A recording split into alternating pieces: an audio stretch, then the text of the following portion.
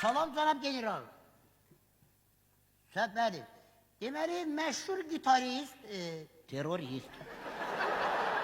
Məşhur terörist Lambadin biz tərəfdən tutuluqdur. Ben Laden.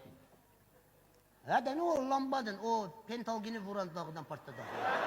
Pentagon. Bəli, baş verək, başdır. Bir mədəniyyətin olsun, mərifətin olsun, səviyyəsizin biri, səviyyəsiz. Görürsən, generaldan danışıram. Dur, gəlməyə bax şeyxə. Bu nə vitvasondur? Mən səndən soruşuram, bu nə vitvasondur? Ne olup ki Rez? Nə olur ki? Sənin kimi polislər bizim adımızı batırır. Tez de görün, polisdə ən əsas üç şey nə olmalıdır? Tez gözləyirəm. Akıl. Nə? Baş. Sonra? Çiyelek. Hadi sən də bəsdir də. Sutinyor zatsan sən burada, başa düşmürəm. Ve susunuyor yok suflo.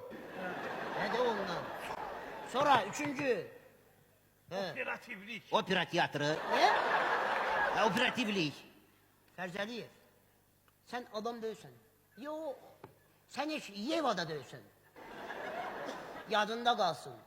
Əsl Azərbaycan polisinin qarnı olmalıdır. Kuzov Məmmədov durun, göstərin. Can. Qadasını alarım. Polis de öyle globuslu, globus.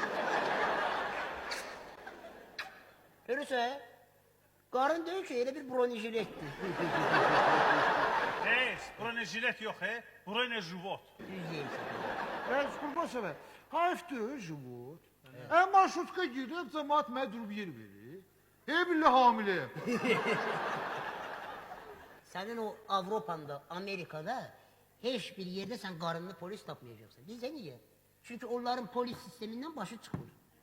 Onlar da abi de karın tutabı yeseydiler vücuduna. Yaşı beş değil.